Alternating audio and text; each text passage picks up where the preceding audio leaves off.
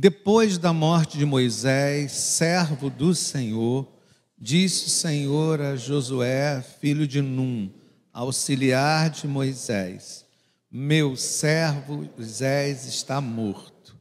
Agora, pois, você e todo esse povo, prepare-se para atravessar o rio Jordão e entrar na terra que eu estou para dar aos israelitas. Como prometi a Moisés, todo lugar onde puser os pés, eu darei a vocês. Seu território se estenderá do Líbano e do grande rio, o Eufrates, toda a terra dos hititas até o mar grande no oeste. Ninguém conseguirá resistir a você todos os dias da sua vida. Assim como estive com Moisés, estarei com você. Nunca deixarei, nunca abandonarei. Seja forte e corajoso, porque você conduzirá esse povo para herdar a terra que prometi sob juramento aos seus antepassados. Somente seja forte e muito corajoso. Tenha o cuidado de obedecer a toda a lei que o meu servo Moisés ordenou a você. Não se desvie dela, nem para a direita, nem para a esquerda, para que você seja bem-sucedido por onde quer que andar. Não deixe de falar das palavras do livro desta lei e de meditar nela dia e de noite, para que você cumpra fielmente tudo que nela está escrito. Só então os seus caminhos prosperarão e você será bem-sucedido. Eu não que ordenei a você, seja forte e corajoso. Não se apavore nem se desanime, pois o Senhor, seu Deus, estará com você por onde andar. Vamos orar mais uma vez. Senhor, nosso Deus, nosso Pai, tua palavra se abre diante de nós. Pedimos que tu fales ao nosso coração, tu enchas o nosso coração com as tuas verdades, em nome de Jesus. Amém e amém. O livro de Josué foi escrito para uma realidade onde eles viviam. Mas interessante que esse livro também foi escrito para nós. Foi escrito para a minha vida, foi escrito para a sua vida. É a história da libertação de um povo que conta com gente como Josué e como nós falamos no sermão anterior sobre as travessias da vida, gente como nós que precisa fazer travessias na vida, precisa atravessar cenários na vida. Possuirás a terra que eu te dou e dou aos teus filhos. Tem um problema. A terra que ele deu e deu aos filhos, já tinha 7 povos lá. Quando ele diz, possuirás a terra que eu te dou e dou aos seus filhos,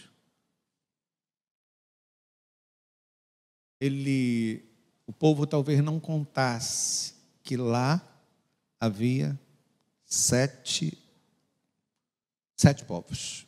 Irmãos, primeira coisa que sobe ao nosso coração nessa noite: nós não somos donos de nada. Nós não somos donos de coisa nenhuma. Ele começa a ensinar isso para o povo, dizendo para o povo que nós, nessa vida, não somos donos de nada. Então, quando subirem perguntas como é que eu vou ficar? Como é que vai ficar minha casa? Como é que vai ficar meu negócio?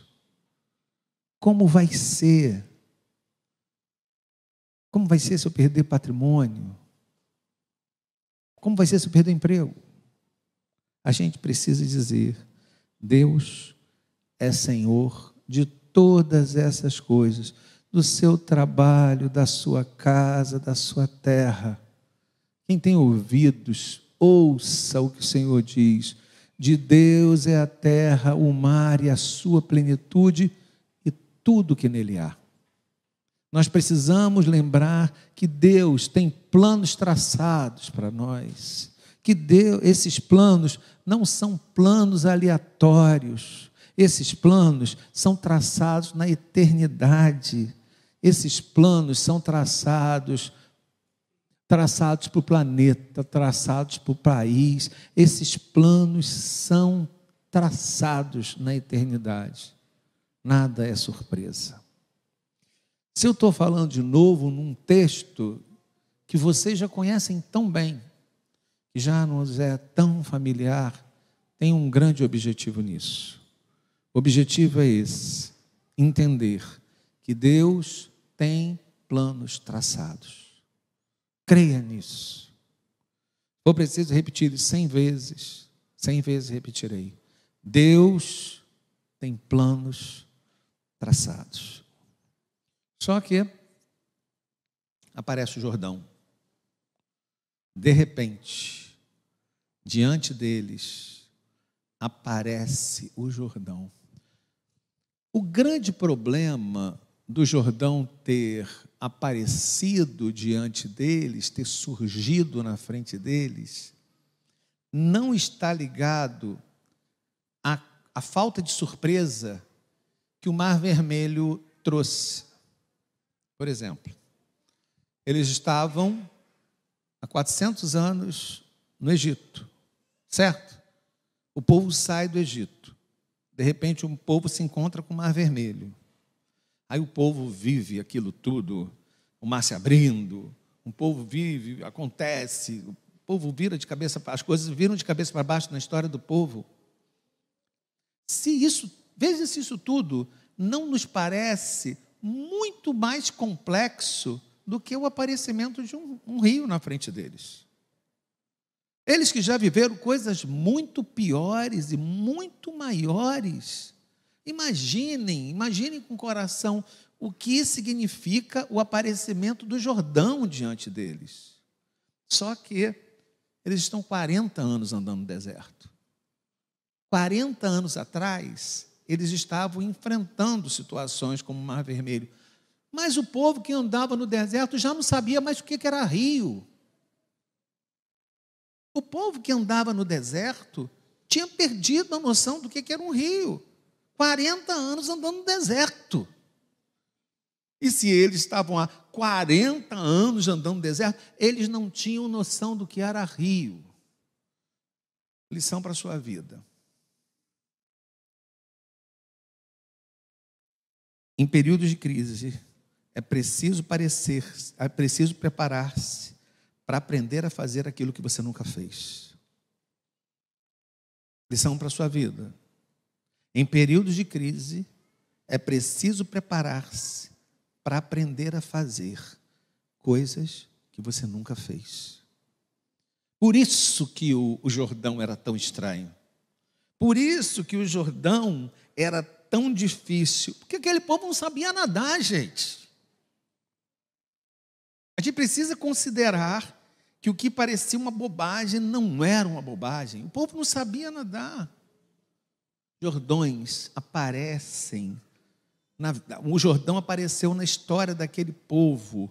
Mas eu preciso que vocês entendam que os Jordões não aparecem de uma hora para outra. Assim como o Mar Vermelho não aparece de uma hora para outra. A gente tem mais de uma história de travessias no Jordão, mas é preciso acreditar que Deus opera no macro e Deus opera no micro. Eu tenho força para acreditar que Deus liberta o nosso povo de furacões. Deus liberta o nosso povo de terremotos. Mas a gente às vezes parece que não tem fé para acreditar que Deus cuida do meu filho quando ele vai à cascadura. Eu creio que Deus liberta, creio que Deus faz maravilhas, creio que Deus faz coisas grandiosas, mas eu não creio em coisas específicas e coisas pequenas. O que Deus está me chamando para fazer, ao me encontrar com esse texto, é entender que existe o Deus que cuida das coisas grandes, mas é o Deus que cuida de coisas pequenas. A gente está vivendo um momento difícil, e talvez de vocês se mudarem. Deus cuida de coisas grandes, mas Deus cuida de coisas pequenas. Quando acontece o encontro com a Sulamita, a mulher que crê, gente, uma mulher que passa Elias, ela olha para Elias, olha para o profeta e fala assim: Eliseu, eu vou construir aqui um quarto para ele morar na minha casa, para quando ele for pregar e ele voltar, ele esteja cansado, ele durma. Então, aquela mulher com a fé enorme, uma fé gigantesca, mas ela acredita em qualquer coisa, só não acredita que Deus daria um filho para ela. Porque a gente, às vezes, acredita em tudo para os outros, mas nada para a gente. Às vezes a gente fala palavras para os outros muito grandes, palavras muito fortes, muito ricas, muito cheias de autoridade de Deus, mas a gente não crê para a gente. A gente crê para os outros, mas a gente não crê para a gente. A gente crê que vai acontecer na vida dos outros, mas não crê que vai acontecer na minha vida. Então a Sulamita é super interessante, super engraçada por isso, porque ela crê em coisas maravilhosas, mas quando chega na vida dela, ela não crê assim.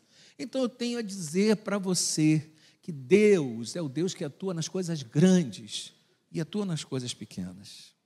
A gente precisa ter a certeza que Deus controla e Deus governa. Deus controla e Deus governa. Lembram dessa frase? Deus controla e Deus governa. A gente precisa acreditar que há um propósito a ser alcançado. Então faça a sua parte nessa história. Deus dirige as nações, Deus levanta e Deus tira, Deus faz, Deus põe, Deus coloca, Deus tem poder para absolutamente tudo. Nós cremos nisso. Nós cremos que Deus tem poder para gerir o universo. Por que esse Deus eu não creio quando a coisa tem a ver com a minha vida? Eles enfrentam o Jordão. O Jordão era um lugar absolutamente absurdo para eles, porque eles não sabiam nadar, porque eles estavam 40 anos andando no deserto. Quem atravessa a crise precisa entender que vai ser exigido aprender a fazer o que nunca fez. Deus escolhe Moisés. Quando perguntassem a Moisés, se disserem, quem sou eu? O que eu direi? Na verdade, irmãos, foi como eu falei na vez anterior. Ele não estava buscando do povo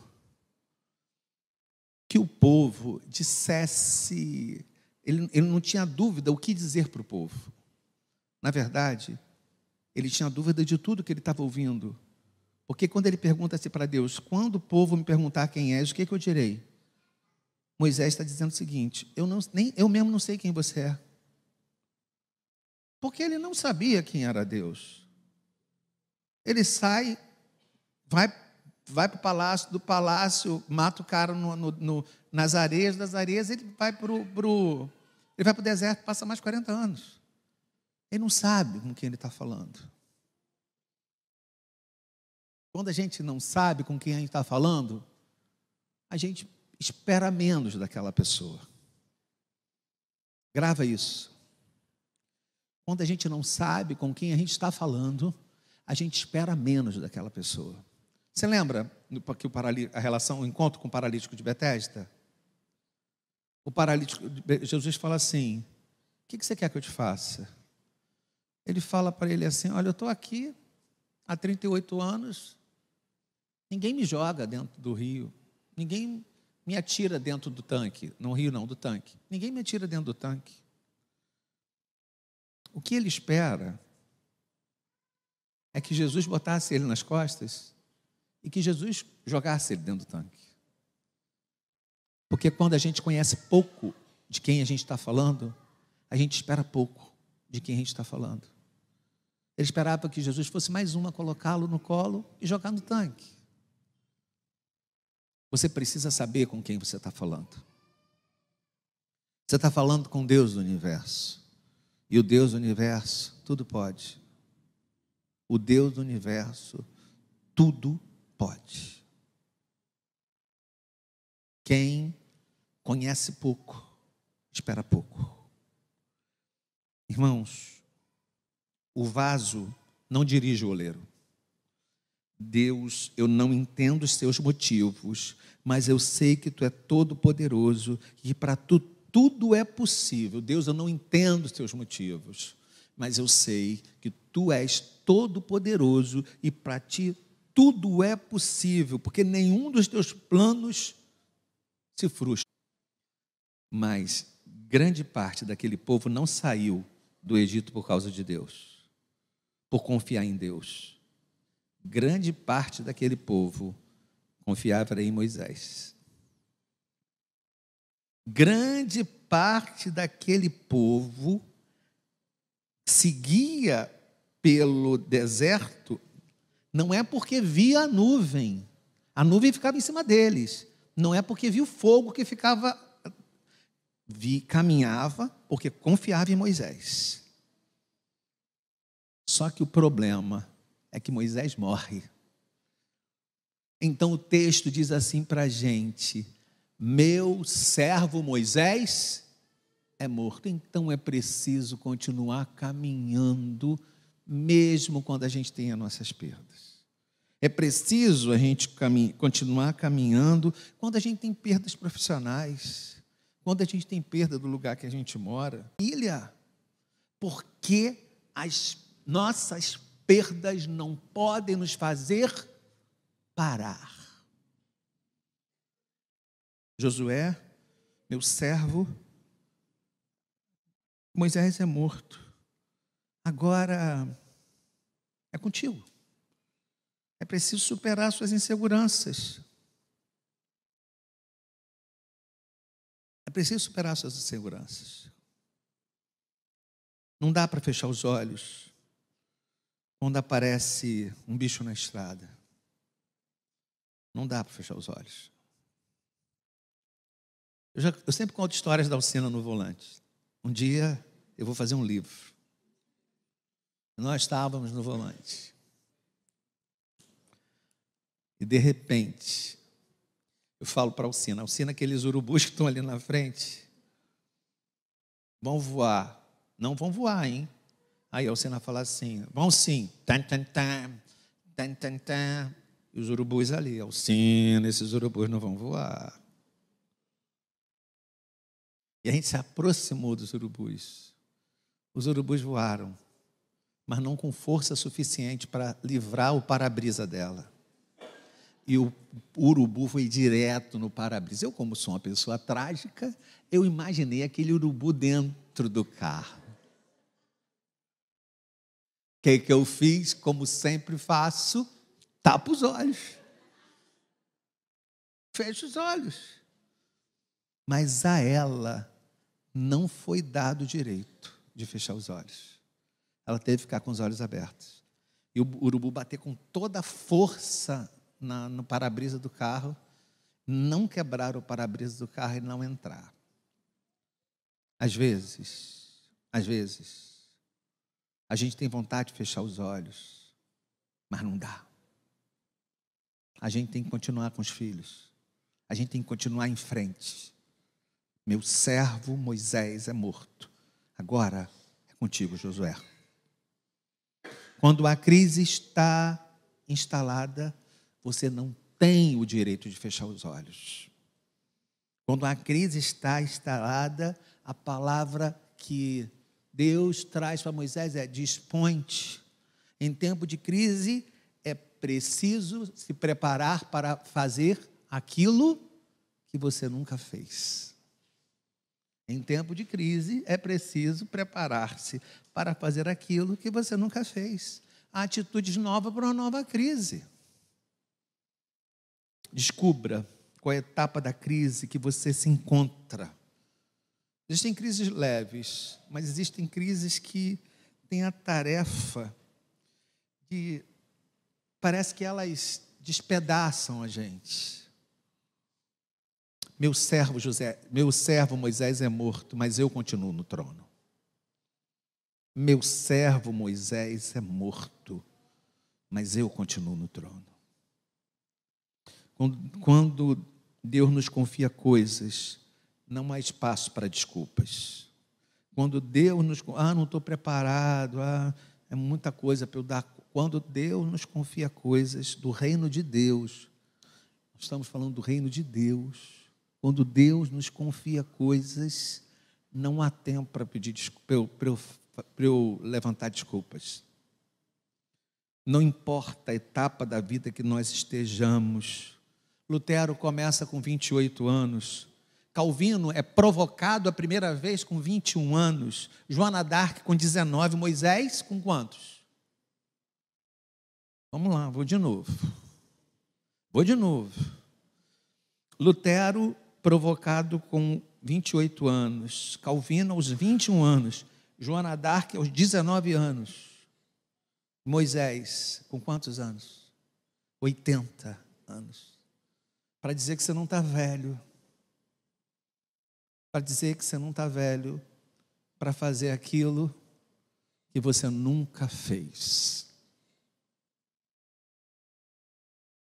A incredulidade nos convida e nos prende no deserto, mas é a presença do Senhor na nossa mente, nos nossos olhos, no nosso coração, que nos faz atravessar o Jordão. O Jordão está justamente entre o deserto e a terra prometida. Logo, o Jordão está entre o deserto e a terra prometida. Porque quando eles chegam, eles encontram o Jordão, mas eles já estão vendo a terra. Já passaram 40 anos aqui atrás, tem 40 anos atrás deles.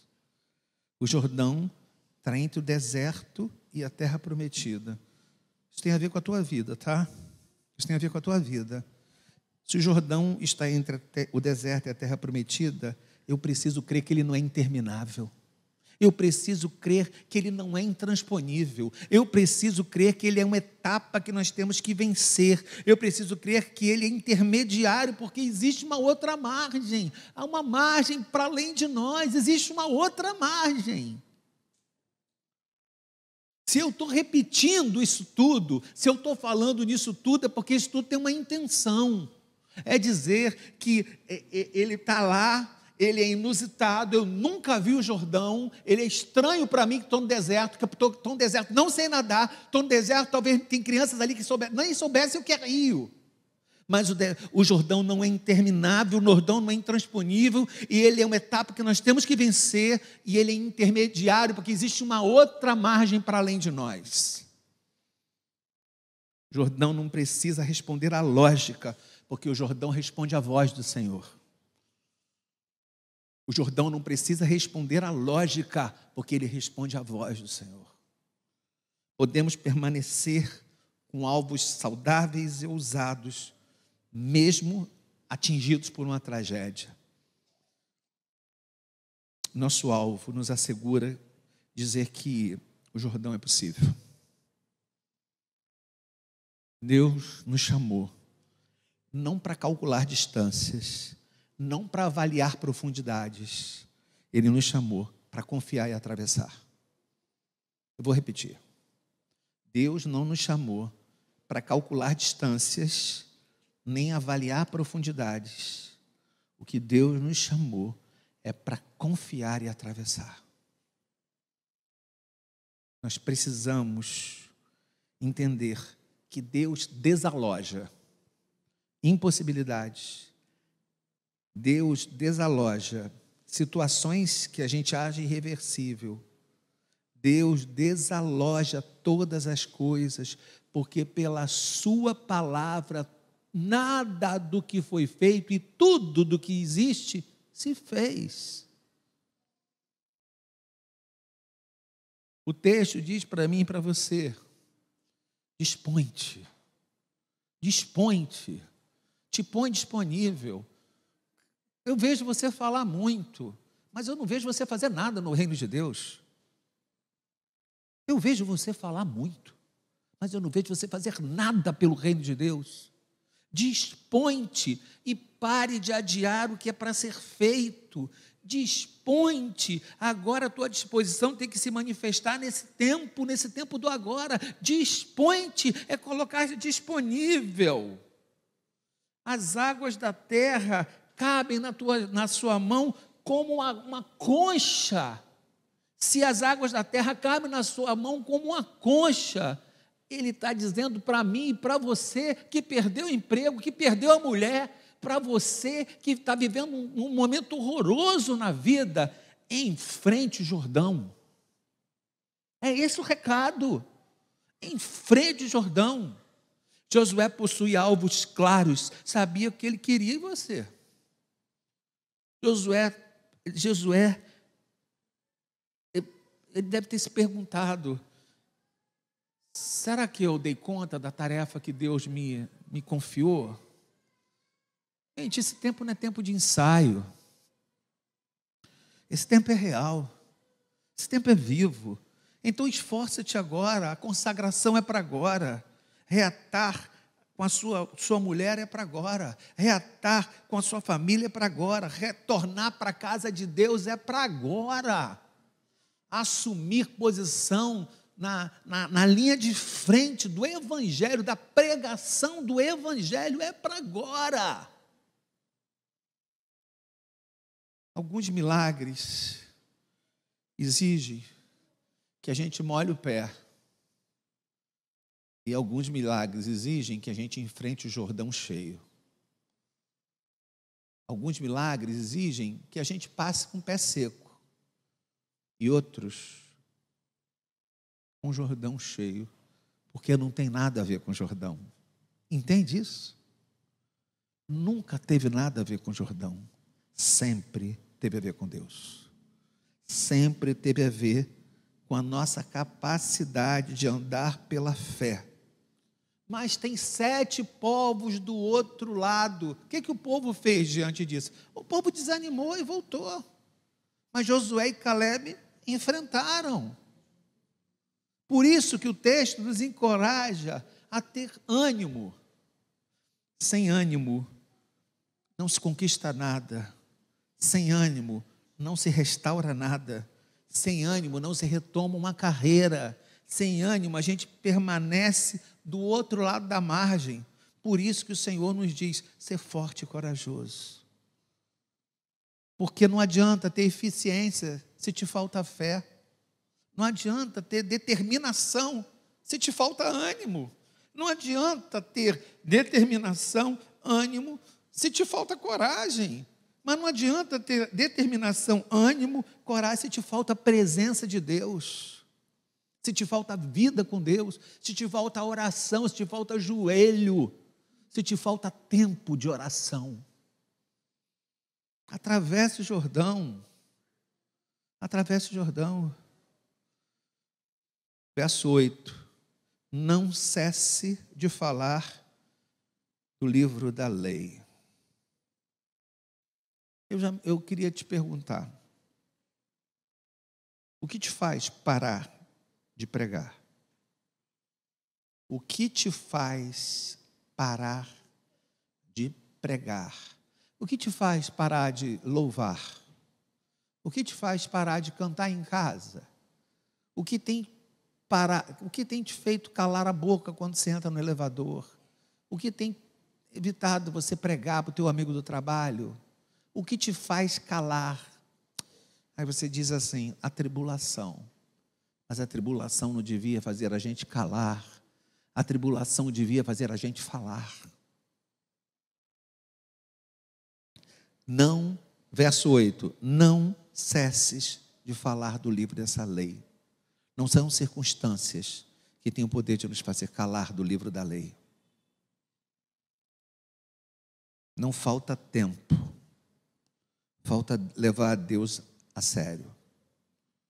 Não falta tempo. Falta levar Deus a sério. Verso 5. Não se desvie nem para a direita, nem para a esquerda. Quando ele está falando disso, ele está falando de retidão. Ele está falando de honestidade. Não busque caminhos desonestos. Não busque desvios. Não busque jogadas ilícitas no trabalho. Não busque golpes. Não busque situações que você sabe que envolvem desonestidade. Não busque, o texto diz, não te desvie nem da direita nem para a esquerda. Tenha um caráter justo, ande na linha, cara. É isso que ele está dizendo para você, ande na linha. Se conserte. Na vida, nos negócios, nos relacionamentos, se conserte. Se conserte. O que você vai fazer quando você sair daqui?